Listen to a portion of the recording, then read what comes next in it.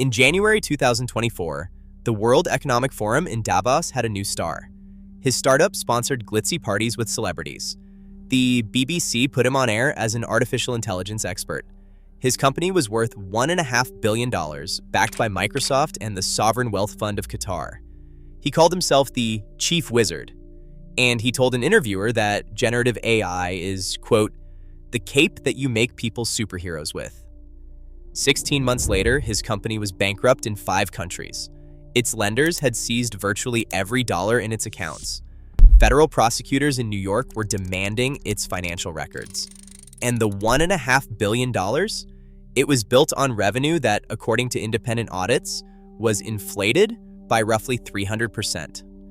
This is the story of Builder.ai, the first great collapse of the AI gold rush. Now, you may have heard this story already. The viral version goes like this. Builder.ai said it had an AI, but it was actually 700 engineers in India pretending to be a robot. It's a great story. It's also mostly a myth, because the real deception at Builder.ai wasn't about fake artificial intelligence. It was about something far more old-fashioned, far better hidden, and far scarier for the entire AI industry. Because the mechanism that killed Builder.ai, it's still running right now inside the AI gold rush. And by the end of this video, you'll know exactly how to spot it. The story starts in London in 2016. A British Indian entrepreneur named Sachin Dev Dugal founds a company called Engineer.ai, later rebranded as Builder.ai. The pitch is irresistible. Building software is slow, expensive, and requires engineers. Builder.ai promises to change that with an AI assistant named Natasha. Making an app, the company says, should be as easy as ordering pizza. That's their actual marketing line. It appears in their own promotional materials. Customers describe what they want. Natasha assembles it from pre-coded building blocks. Software development becomes a Lego set. Investors love it. And here's the first thing that should have been a warning sign.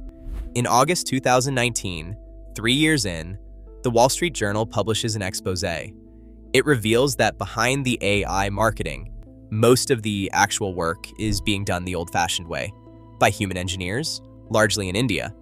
And what happens next is the most important part of this entire story. Nothing. The money keeps flowing. Because in a gold rush, nobody wants to hear that the gold might be fake. By May 2023, Builder.ai raises a $250 million Series D round. Microsoft makes an equity investment and announces plans to integrate Builder.ai into its Azure cloud. The Qatar Investment Authority leads the round. Total funding climbs past $450 million. Valuation, $1.5 billion. The Chief Wizard has his cape. So, how do you build a billion-dollar valuation on revenue that barely exists? Let me show you the trick. It's called round tripping. Imagine you and I both run companies. This quarter, I sell you $1 million of services. You sell me $1 million of services back. No real value changes hands. The money just travels in a circle. But look at our books. We both just booked $1 million in revenue. On paper, we're growing. And growth is what investors pay for. According to reporting by Bloomberg, Builder.ai allegedly did a version of exactly this with an Indian media company called Versi Innovation between 2021 and 2024, billing each other similar amounts back and forth. Versi denies the allegations. Builder.ai declined to comment. But the numbers speak for themselves. For 2024, Builder.ai told creditors it expected $220 million in revenue. The real number, revealed by independent audits after the collapse, roughly $50 million. That's not a rounding error. That's a fantasy multiplied by 4. And it wasn't the first time. In April 2025, the new CEO disclosed that revenue previously recorded for 2023 had also been revised downward to about $140 million. Now ask yourself, how does a company backed by Microsoft misstate its revenue by hundreds of millions of dollars? For years. Here's how. During this critical period, Builder.ai operated for months without a chief financial officer at all. And the books were checked by an external auditor with long-standing ties to the founder, an arrangement the company itself later admitted needed, quote, a proper peer review. The company was marking its own homework. Once you know the revenue was fake, the collapse becomes a countdown. October 2024, Builder.ai quietly cuts its revenue forecast by 25%. The company borrows $50 million from a group of lenders led by the Israeli firm Viola Credit, based on that same $220 million revenue projection, a projection that was 4 times reality. February 2025. The board pushes Dougal out as chief executive officer. A new chief executive, Manpreet Ratia, takes over and orders auditors to verify the books. And here's a detail you couldn't write in fiction. Even after losing the chief executive officer job, Dougal kept his board seat and officially kept the title Chief Wizard. He later relocated to Dubai. May 2025, the audits land. The revenue restatements become undeniable. And Viola Credit does what lenders do when they discover they've been lied to. It seizes $37 million from Builder.ai's accounts, leaving the company, by multiple reports, with roughly $5 million in cash. For a company burning tens of millions per quarter, that's not a crisis. That's a death certificate. On May 20th, 2025, Builder.ai announces it is entering insolvency and begins bankruptcy proceedings across 5 countries: the UK, the US, India, the UAE, and Singapore. According to its new CEO, roughly 1,000 people, about 80% of the workforce, lose their jobs. And according to the Financial Times, the company still owed $85 million to Amazon and $30 million to Microsoft for cloud services.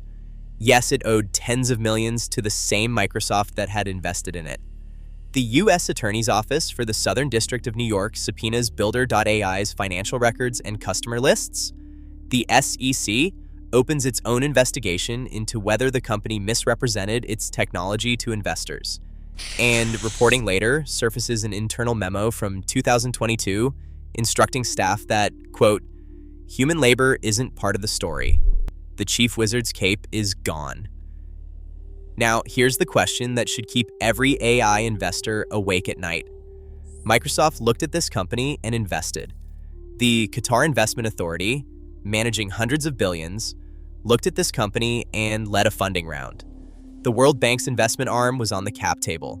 These are the most sophisticated investors on the planet. None of them caught it. Or worse, none of them looked. Because that's what a gold rush does.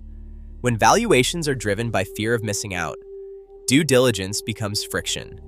Checking the books slows you down, and slowing down means losing the deal to someone who didn't check.